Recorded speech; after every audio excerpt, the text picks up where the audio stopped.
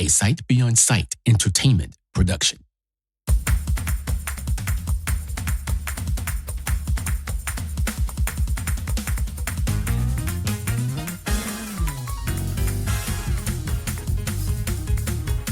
DJ Pastor Happy Feet of Sight Beyond Sight Entertainment.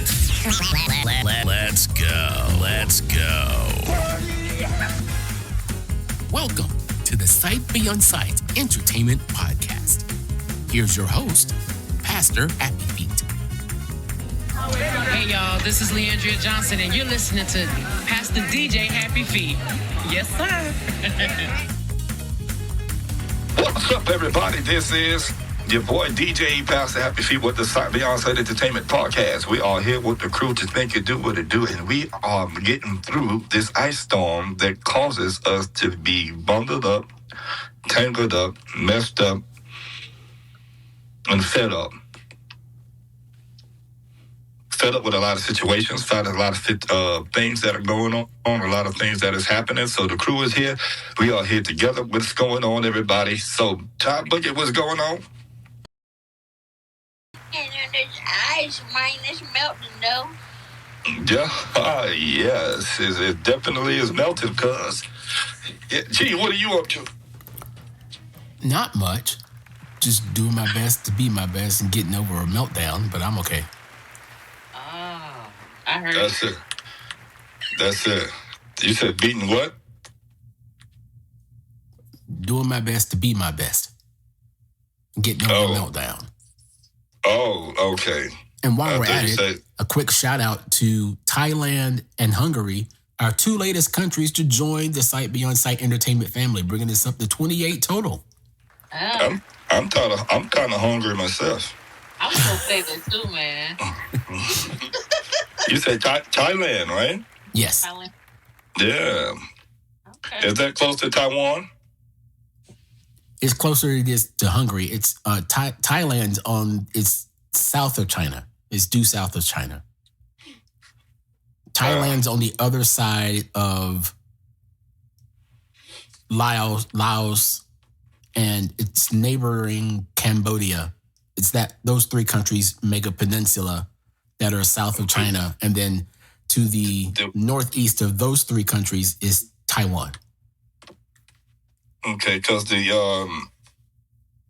Taiwan had the guy climbing Alex Harden climbing the skyscraper over there the other day. They did it live on Netflix. Yeah, Taiwan. They did that the other day on Netflix, and man, and it was a free solo thing. No harnesses, no nothing, no nothing holding him, dude. This guy climbed 1,700 feet in the air. Oh my God, you talking about somebody nervous, scared, and thinking somebody was he was gonna fall? You know that was an act of faith. So that was faith in action, and climbing it with nothing.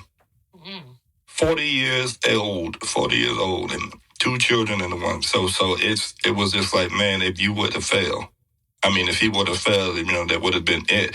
But he knew then, and he took the risk, and he had enough confidence in himself. And then even in the middle of it, he still even admitted that, hey, I'm tired. I'm kind of pumped. That means I'm getting a little tired and weary. But yet he kept pushing to the end. Wow. And that's exactly what he did. It was even more dangerous because in the midst of those skyscrapers, you have all the wind flowing in between them. And you had those wind gusts like 30, 40 miles an hour while he's climbing.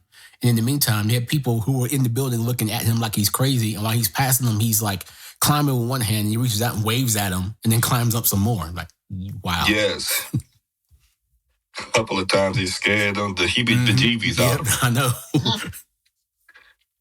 But he was just teasing them. So that was kind of funny. So, man, I shout outs to Mr. Alex, man, for having that much courage. And to be seeing people at each window and not being distracted. So that was another blessing there to be able to keep from being distracted, man. A lot of us, we will focus on our distraction more than our focus. the things that we need, that narrowest thing that we're focusing, and then we get sidetracked, and then everything else start messing with us, and we get off track. So, kudos to him and his family. All right, so today we're going to talk about this government, quote unquote, this administration was causing this hint of a civil war here in America, on American grounds, because they got these National Guards and all of the military that they want to take up for. They got some that want to take up for the protesters over there in Minneapolis or Minnesota, and so to speak, or wherever the case may be. Then you got those who want to listen. But yes, even if you don't listen to the chief of command, I mean, you're going to get arrested. So if you in some type of a military form, so it's just like a boom, boom. They just showed something a while ago, where the soldiers was giving out donuts to the protesters. I thought that was so cool. Wow. Let them know that, hey, we're not against you guys. We're not here to hurt you. And you know, and the ISIS has been killing up a few, have killed a few people, and they have technically been, you know, of the Caucasian descent. And so it's like, you know, no matter if you white, black, or whatever the case may be, there's no protection around you. You know, if you don't do what we say, you just die. So that's pretty much what's given here, because if you're going to go against the government, then we would end you just like that. So it doesn't matter. So it's just so much centered around this situation, and I just want to get everybody's thoughts. It's something that, you know, we too need to talk about as well. A lot of them not trying right, because that young lady got killed. She shouldn't have got killed. Some of the ISIS agents wasn't trained right. Yeah. Yeah. One of the cases where that young lady got killed. And she was like 37. Yeah. And she pulled off, but they said that she was a threat, but it showed on camera she wasn't a threat. Like, the wheels, in the description, the wheels were turned away from that specific officer. yes. And it seemed like he was ready because he already had his gun drawn. So I watched the video a couple of times. Yeah. He was ready to kill somebody because, you know, people that have power. Mm-hmm. And a guy who investigated said that they weren't trained right, because you don't, if they in pursuit, you're not going to shoot them. But if you feel like I'm at you threatening, then of course you're going to, you know, draw your gun. Yeah, especially if you try to jump in front of a car, or you trying to jump in front of a car to stop. Why would you do that to risk your life? Like, they really going to stop. If someone got a fleeing spirit in their mind, then they're going. Yeah, that's right. It said, don't risk your life. You said just right. See, you're supposed to jump in your car and have been in pursuit, or whatever the case may be. In fact, she wasn't even one that you're supposed to really been messing with. Right. It's bad. I think a lot of them are getting emotional, getting into the emotions, and it's affecting them a good bit. Yeah, because I feel like, you know, we United States, you would think this wouldn't go on here, you know. Yeah, you would. Yeah, exactly, that part right there. You wouldn't think that this would be on the grounds of the United States of America. G, you want to say something? I see the whole thing as one big sad theater for one particular class, and that's the political class. And the political class doesn't care anything about gender, sex, race. They only care about one thing, and that's themselves. Now, the whole thing is just riddled on both sides of just craziness, because there were what they call ice watch groups that train women in particular to go out to these sites and protest. And protesting is one thing, but some ice watch groups, because there's always a bad group amongst everybody, regardless who you are, whether you're an ICE agent, whether you're a person, whether you're a doctor, you're a teacher, whoever, there's always somebody bad in the group that has bad intentions. Some of these ice watch groups go as far as to start taking down license plates and say, all right, this is where he's going. This is where they live. That's how they found out where that one pastor of a church in St. Paul goes to church. And that's how they went to that church. But back to Renee Good. Renee Good was in one of those Ice Watch groups, and she went down. She dropped her kids off at daycare and went to go protest. Now, there are some videos that show her harassing the agents by beeping her horn incessantly and like dancing in the car while she's beeping her horn and all that stuff. And there are photos and videos for everything. The point is, A, she shouldn't have died, and B, there should be a proper investigation on all fronts. And then that led to the mayor coming out and starting stoking the fire and say, get the F out of Minneapolis. And that brought the governor in to stoke more fire and say, go out and take out your cell phones and film them and you can do that. There's nothing wrong with doing that. But when he said, confront them, there's your problem. Whether you like what ICE is doing or not, you can't go and confront any kind of law enforcement, local, state, federal, whatever. As soon as you get in their face, it becomes a problem. And I think the problem is it's not the people in Minneapolis. It's the people that are paid agitators that go to fit into the crowd, stoke up the crowd, and then slink onto the back after they do the damage. So the first people to get hit are the women in front. So it looks like a bad picture for the government. And it's a bad picture for all the government in this place, whether it's state or federal. Now, there are two sides of this in the Republican Party. There's a part in the Republican Party that says, okay, we've got to get rid of the worst first. That's what everybody wants. But then you got people who are in charge, like Kristi Noem and Stephen Miller, who said, not only are we going to get the worst first, we're going to get everybody we can, as much as we can, with no questions asked, round them up and just get rid of all of them. And that causes a problem. You got people, like you said, the ones giving out donuts. We're not to hurt you. We're here to do our job. That's all we're going to do. We don't want anybody hurt. And then you got... Well, see, but that's not the ISIS people, either. And then you have some ICE agents who are trying to do their job. There was one guy that was like, hey, we're just trying to do our job. It's not us that you need to come after. It's the people in government you need to go after. And the only people who are benefiting from this... But a correction, the military... Yeah, the National Guard. The National Guard's not there to hurt anybody. They're there to just make sure that nobody gets hurt. And there are some ICE agents that don't want to get hurt either. And the protesters surely don't want to go out. It's too cold to do anything, but they're going out there for a cause. And everybody has a right to protest, have a right to stand up for justice, because Renee Good shouldn't have got shot. Avery Preddy shouldn't have got shot on Saturday because he got into a that was just crazy because it was just too much. That was right there. Now, and the video shows that was off the chain.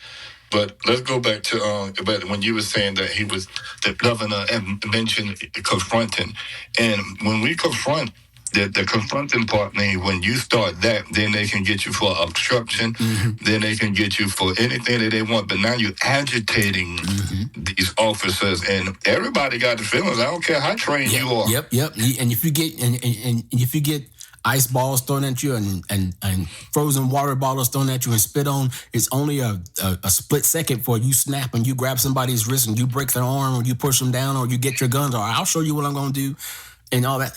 Everybody's, like you said, everybody's got their emotions and their emotions are on a very, very sensitive trigger finger if we're not careful. Both sides are stoking. Trump's not doing the best he can do. Some things he says some things, but then he counterbalances it with something extremely heated, and that stokes up the other side. And so they say something that gets something heated, and they stoke up, and then both sides are stoking up the people in the middle. Exactly. And the people in the middle are the ICE agents and the protesters.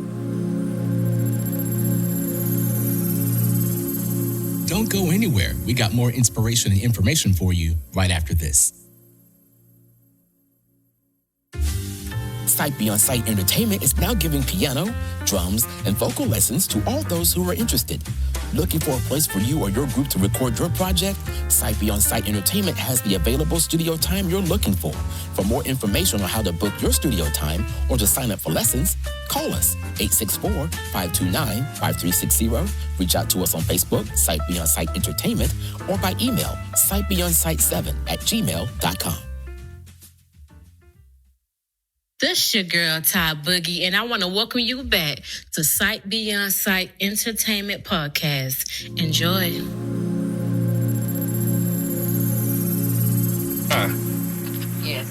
Have you seen the video when the guy got shot, Privy? What was his name, G? I think it was Avery Preddy. Okay, Avery Preddy. Did you see that video yet? No, I haven't seen it, but I heard talking about it. It's a bunch of videos that's out for that one at different angles. And I was just wondering, the officer that pushed the lady down, was he a taller person? And he went and he turned and he pushed Avery. Then they came and jumped him. And I'm like, and they just showed one of them that was in the gray that had went and pulled. It was seen digging in Mr. Prevy's pocket, and he's a 37-year-old man, and pulling out the gun, and then that's when you hear the gunshots. So while as an agent, the agent pulled out a gun. See what he did? He excited that because he pulled the gun and said, "There's a gun," and automatically what happens? Boom! They all go off. So evidently, somehow, somebody had their gun already in their hand. Truth for it to happen so quick. Yes, and had it drawn already, not the Exactly. But they had him on the ground pushing the bump, and all he was doing was trying to protect the lady and get her away from that. It's all incomplete to an extent because no one knows exactly why the agent was under the umption to push the lady. Did the lady agitate him? Did somebody agitate the lady to agitate him? Or did somebody else agitate him and that person got away and the lady was just collateral damage? Was it she got pushed and then Prevy got upset and then tear gas and pepper spray was displayed and then everybody's going crazy? And at that point, because one thing that I think some people aren't saying, that some people are saying, that he did have a right to carry, he had a CCW. Yes, he had the right to carry the gun. And some people say, while you don't have to tell an officer you have it, sometimes it helps to do that so they know that you're not being a threat. But so I believe, I'm not quite sure, I don't know the total story. He didn't tell anybody that he had that CCW and he had that weapon on him. But when the pepper spray and all that stuff was going, he was scrambling because you can't see, so he's scrambling and moving, and then of course his gun is exposed, and it looks like he's reaching for it because he's trying to get stuff out of his face and trying to bend down and stuff. And then someone says gun, and then people say gun, they see the gun, and then boom, shot in split-second decision. Now, what I don't like Kristi Noem, who is nowhere near the situation as the head of the DHS, to come out and immediately say that he had the mindset to go and start intentionally gunning down ICE agents. You don't know that. You don't know, because if he'd done that, he would have done that as soon as he got there, and he wouldn't have had a handgun to do it. Trying to be damage control. And there are some people in the administration. Whose last name? Eddie. The guy that got shot? Yeah. I thought it was Prevy. I thought it was Prevvy. Is that it? I heard it pronounced Prevy. His name Eddie. Is it Eddie Prevy? G? I thought it was Avery Preddy. Avery. Okay. Avery. I can double check real quick. Hold on. Alexa, what was the name of the person shot in Minneapolis on Saturday? The person shot in Minneapolis on Saturday was Alex Preddy, a 37-year-old. Alex Prevy, yeah. Okay. Yeah, because and what's crazy about it, G, I was going to say Alex, and I was going to say not reference to Alex that we were just talking about that climbed the building. Yeah. And it slipped my mind because I wanted to hold the focus in my mind when we was talking about the confronting the ISIS. Mm-hmm. And so when I said it, and I held that in my mind, so there went his name. His name got gone. So, yeah, so you could just watch it and just describe that for those who won't be able to see it. Probably everybody in their mama, but there are some who have not seen it and can't see the video. Just describe the ICE agent. Okay, he is. Let's see. The one that pushed the lady down. But yeah, G, it's. I've just seen it. Oh, yeah, he was taller. Oh my goodness. Okay, so describe his height. Let me see. Let me replay it one more time. Let me go back to that. It's snowing out there. Good morning, Robin. We took multiple videos, verified them, and then went frame by frame. And we have now a fuller picture of what occurred over just minutes when an initially non-violent encounter turned deadly and became yet another flashpoint in the nation's vigorous debate over immigration enforcement, the use of lethal force, and accountability. Oh, my God, yeah. At least 3 minutes before Alex Petty was shot and killed, he is seen at 8:58 a.m. Saturday holding his phone at a distance from immigration enforcement officers in an apparent attempt to record a nearby arrest. An eyewitness captured this video of Petty filming the arrest. At no point does he appear to display a weapon. A minute later, Petty appears to be using his phone to record two bystanders interacting with a federal officer before that officer is seen shoving one of them across the street. Do not push them into the traffic! Another camera angle shows the officer shove one of those individuals into Petty. You can see the two holding on to each other. The confrontation escalates. Both of Petty's hands are visible. One holds the phone, the other he held up seemingly to protect himself from pepper spray. Whoa! Petty is seen being pepper sprayed. 3 officers grapple with him until he's taken down and held on the frozen pavement. Another group of officers then surrounds him. At 9:01, the federal officer in a gray jacket emerges from the scrum with a gun that appears to match the one Petty had a permit to carry. Almost simultaneously, the first shot is fired. Officers step back. Within 5 seconds, 9 more shots, and soon after, the officer is heard. Petty died at the scene. Now, almost immediately, the Trump administration... Okay. Immediately after that, they come out trying to say it was a self-defense situation. But I wanted you to describe that one officer that started the altercation. Well, I couldn't see how tall he was because he brushed and pushed. Like he bent down and pushed him. Gotcha. Yes. But of course, he was definitely bigger and taller than her. Yes. And was definitely stronger than her. But it took all of these other guys to try to beat this one man up for no reason, for help saving an individual. So the whole not necessarily saving, that she was pushed into him. So she was trying to make sure that she didn't fall. And so I think in the midst of all that chaos, they were just like, all right, just start pepper spraying everybody, get everybody out of the way.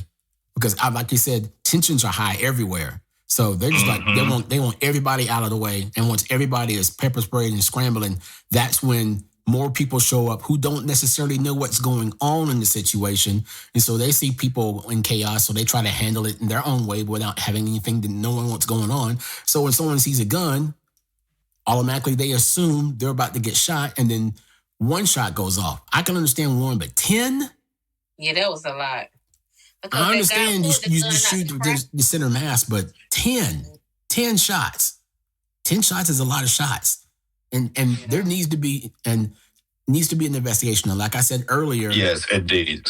And so the scenario and the solution to this thing, man, is to really control this immigration removal. It needs to be toned down and brought back to the drawing board to see if there's going to be different ways of doing this instead of out here uprooting and going to these schools and taking 6-year-olds and adults and all of these things like that and ripping families apart. And I think, to a certain extent, this should be illegal the way that is happening. Like we living in some kind of third world country. Unfortunately, that is the way the laws were constructed by Congress. Back in 2013, someone asked Obama, why are you letting your ICE agents go do this? He said, I'm a president, not an emperor. I have to enforce the laws that are on the books. And that's the way that Congress struck and put those laws together back even before Obama got in office. And many attempts have been made for immigration law reform to happen so it can be more civil. At the minimum, start adding more judges so things can be processed at a faster rate. But both sides are using this as a political football for their advantage to get votes and, more importantly, to raise money off this. They're raising money off the backs of immigrants who haven't done anything wrong, off of protesters who aren't doing anything wrong, and out of ICE agents who are caught in the middle for doing what they have to do by the law. And so it's the political parties that aren't doing anything. And the political parties are the only ones benefiting out of this, because who's going to get elevated out of this? Someone's going to run and make this a political issue and get a Senate seat from this, get a congressional seat from this, get a mayor seat from this. Meanwhile, there are people in the streets that are doing the hard work that are getting beaten down for no reason. There are ICE agents getting doxxed for no reason. And all the while, all the political parties are sitting back and just like, all right, okay, all right. And they can do something about it, but they choose not to. So those are the people that they need to be protested. It's the politicians. I don't care if you're Democrat or Republican. You need to protest them. And there's a reason why people in Congress have an 8% approval rating, the lowest ever in the history of Congress, because nobody trusts them. I mean, in this past year, what have they done? The only thing they've really done is pass the big, beautiful bill and shut down the government. That's all. Yeah. That's all they've done. That is all they've done. They haven't done anything to help control the prices at grocery stores. They haven't done anything to help curtail the lowering of the gas prices. They're lowering in some places, but not in others. Some of that state controlled, but some places, yeah. But it's all on the government, and that's why nobody trusts the government. I don't care who you vote for. That's who you need to be talking to. Don't try to ratchet up either side, because then innocent people get hurt. And then what happens? A civil war does break out, and then martial law kicks in, and guess what happens? Trump goes nowhere. Congress goes nowhere. The people who really stoke this by doing nothing in their elected duty stay there, keep the power, and all the people keep fighting. That's the problem. That's the problem I see. Yep. Exactly. It's all for them to keep their power. They don't care a flip about any of these immigrants. They don't care a flip about these protesters. Don't care about nobody. And especially they're putting the women in the front because it's a bad issue for a law enforcement agent to be jerking and pushing a woman. It's easy to say they're beating up a woman. They can't. If you put a whole bunch of men in front, they wouldn't do that. And now notice you don't see too many black people out there. Kudos to those, right, exactly. Kudos to those who are out there, protesting and putting their lives on the line as well. Okay. Everybody's got a right to do so. And I'm a firm believer that the rights of the people you need to believe in more are the people you disagree with the most. Because if you root for their rights to be taken away, yours are right around the corner. Right around the corner. So please make sure that you remember to vote. Make sure that you remember to continue to educate yourself on these laws and your rights, your constitutional rights, even though it seem like they're still being violated, and then law enforcement don't even care about them. So make sure that you remember just to continue to educate yourself and do what you have to do. All right, and now, what are the best way to end our show with our two favorite people? First, we would start with our trivia facts, and then we would end it off with the lady of the show. Whatever that was cool. Oh, my tablet. Yeah. TyBoogie, yeah. So, all right, Mr. G, we would slide over to you, and I think that you are now ready for the trivia facts of the day. Sight Beyond Sight podcast presents Random Trivia Facts with Mr. G. All right, real quick, I got a few more real or fake state laws that are on the books, have been on the books, or still remotely on the books. I got a few of them for you today. And the first one on the list, in the state of Texas, it is legal if you go around as a couple and tell at least 3 different people in a 24-hour span that you are married. You are then legally declared married. Is that true or false? I don't even know. Ty? Duh. Can you repeat that one more time? In the state of Texas, you can be considered legally married if you, as a couple, go out in public and tell 3 other people, yes, we're married. You are legally considered married in the state of Texas. True. Okay, we got a true. And then we got a false. Ty's right, it's true. So if you got three witnesses. They got three witnesses. Yep, it's 3 witnesses and in a 24-hour span. It resets after 24 hours. So if you go to 3 different people in a 24-hour span with somebody else, yeah, you see Ty over there? Yeah, we're married. Yeah, 3 times. And say 3 times to 3 different people, we are by law married. So keep that in mind, Ty, if we ever go to Texas. I ain't turned out Texas. Everything big in Texas. Oh. Tell me you didn't just say that. That's their slogan. Everything is bigger in Texas. And we'll do one more. In the state of Oklahoma, Indian reservations are absolute, and if one were to ask for help on an Indian reservation, the Indian reservation has the right to refuse help and kick them off or have them arrested for trespassing. True. Ty? True. Believe it or not, that's false. In the state of Oklahoma, yes, the Indian reservations have sovereignty on their own land. But if someone is in assistance of something and if they ask for it, they can't just kick them off for that reason.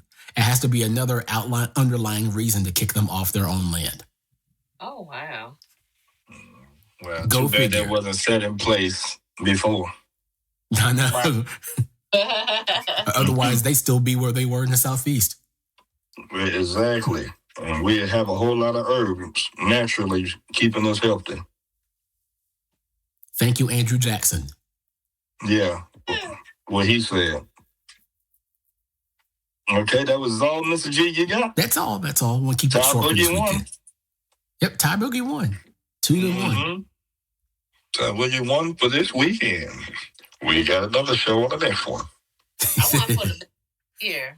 Huh? That's the first win for the year because we haven't recorded, have we? Yeah. No. Yeah, we have. Yeah, we have. You're lying. Yeah, we have. Just because you skipped won one the week. first one. But you won that one too. Yeah, it's the second one you won of the year. It seems like I ain't seen y'all all year. Yeah, man. That's a daggone shame. we used to do better. Yeah. All right, now, so TyBoogie, it is your turn to bring in the corny joke and take us on in other year week.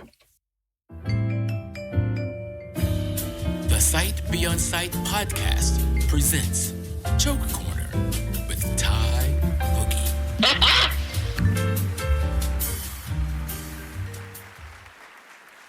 I got some 90s trivia shows. Okay. All right. Do A, B, C, D, or you can answer if you already know. A, B, C, D.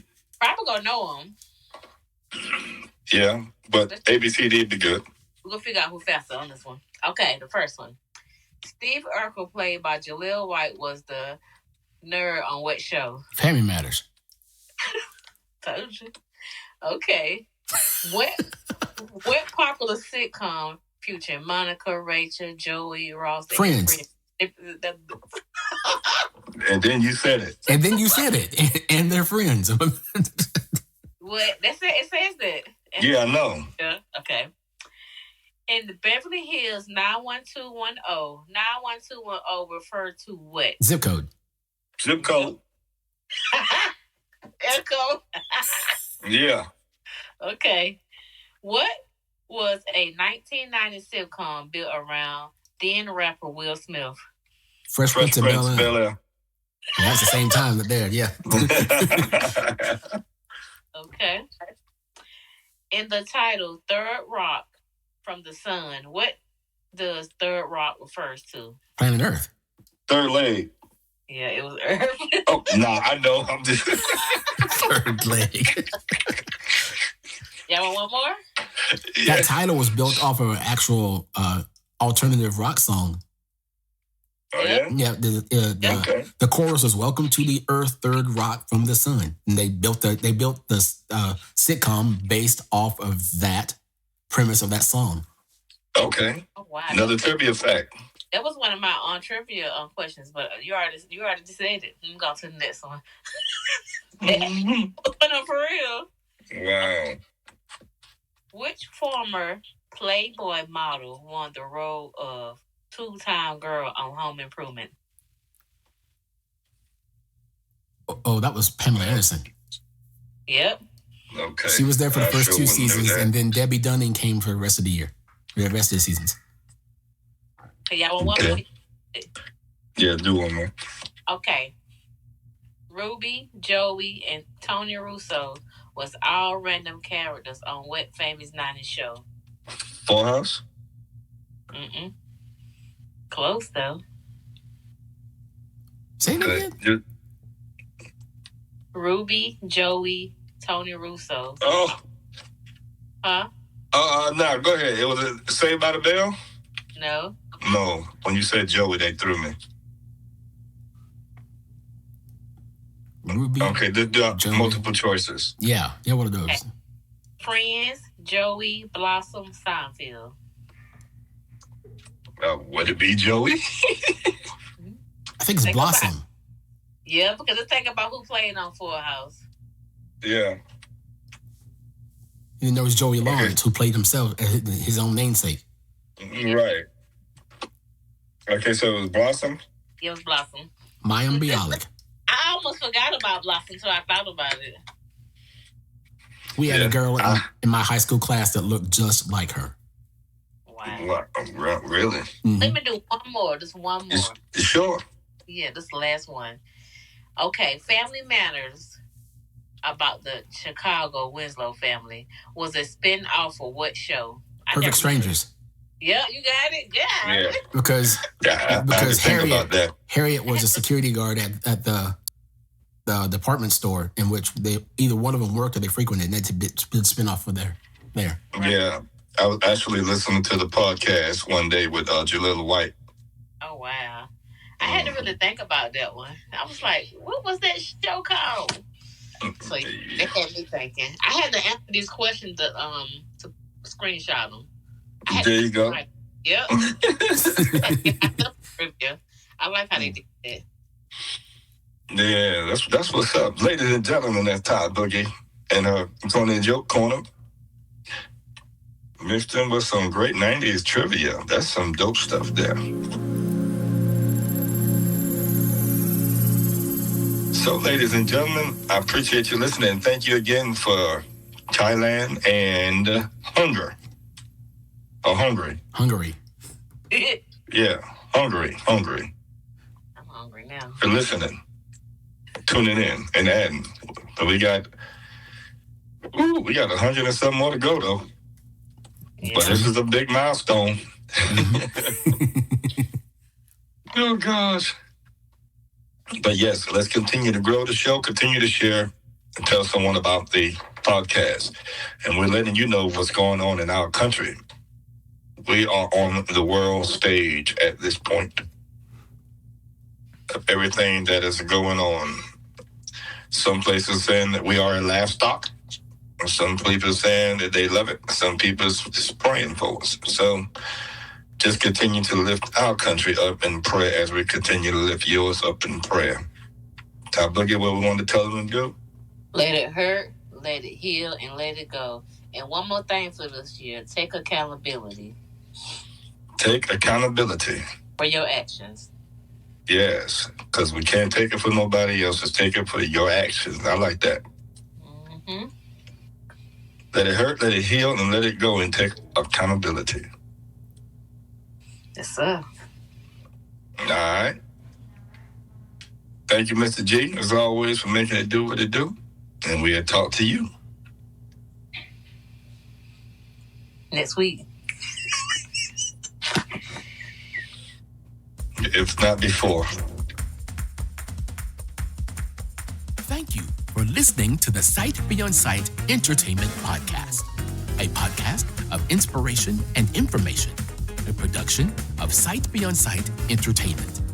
If you have a question that you would like to submit to the podcast to be answered by Pastor Happy Feet and the crew, drop us a voicemail at 864-256-0922. Also, check out more episodes and content on our Facebook page, Sight Beyond Sight Entertainment, on X at Podcast Sight 4, and reach out to us via email, sightbeyondsight7@gmail.com. God bless, and always remember, Let it hurt, let it heal, and let it go. Peace.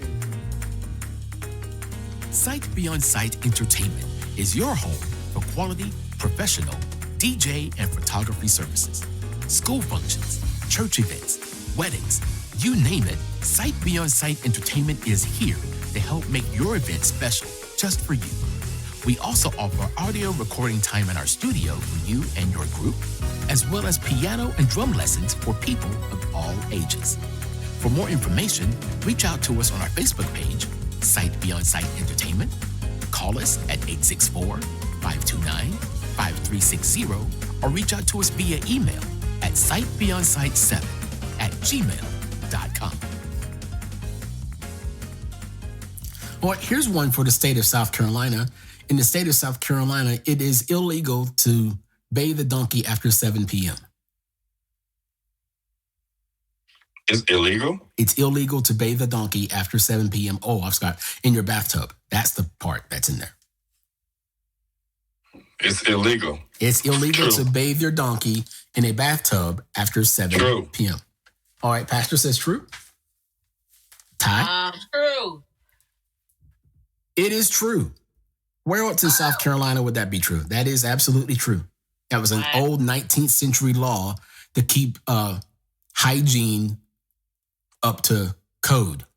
They didn't want people bathe because, of course, people would bathe the donkeys and then jump in that same water and then bathe themselves. And that's not very... So in other words, it says, don't go wash your ass after 7 p.m. I could not leave it. But I didn't think you would. Oh, God. And we can leave that in because it's not... Yes. That's not no bad word. All right. That what the kids would definitely hurry up and say.